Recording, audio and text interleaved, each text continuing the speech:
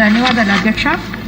యువగళం పాదయాత్రలో శ్రీ నారా లోకేష్ గారు ఇచ్చిన మాట ప్రకారం కోవూరుని మున్సిపాలిటీగా చేస్తానని హామీ ఇవ్వడం జరిగింది అధ్యక్ష. దాని ప్రకారం కోవూరు నియోజకవర్గం కేంద్రంగా ఉంది. ప్రస్తుతం కోవూరు పంచాయతీ పరిధి సుమారు 4 కిలోమీటర్లు ఉండగా మొత్తం కూడా ఆ ప్రాంతం పూర్తిగా పట్టణ స్వరూపాన్ని సంతరించుకుంది అధ్యక్ష. కోవూరు పంచాయతీలో 45,000 మంది ఉన్నారు అధ్యక్ష.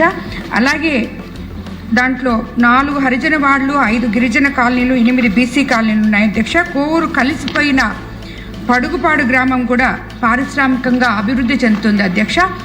అందులో 23,000 జనాభా ఉన్నారు అధ్యక్ష. అలాగే పోతిరెడ్డిపాళెం దాన్ని ఆనుకోలున్న విలేజ్లో కూడా 4,300 మంది జనాభా ఉన్నారు అధ్యక్ష. మొత్తం 72,000 మంది జనాభా కలిగిన పట్టణ ప్రాంతంగా అవుతుంది అధ్యక్ష.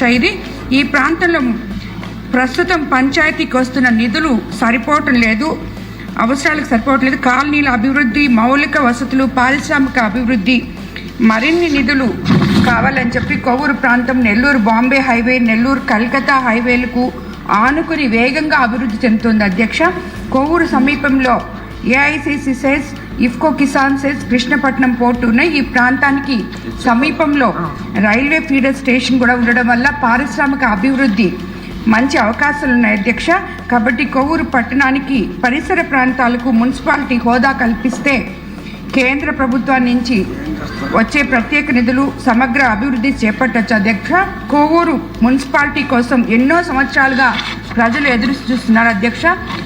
కాబట్టి ఈరోజు ప్రజా సంక్షేమం, అభివృద్ధి ధ్యేయంగా పనిచేస్తున్న మన కూటమి ప్రభుత్వం ఈ ప్రతిపాదనను పరిశీలించాలి అధ్యక్ష. ఆల్రెడీ గవర్నమెంట్కి ప్రపోజల్స్ పంపించినాం అధ్యక్ష.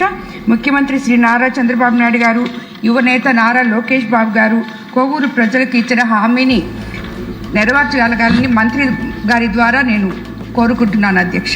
ధన్యవాదాలు అధ్యక్ష. జనాభా లెక్కల ప్రక్రియ 31/3/2020 ఉంది అధ్యక్ష.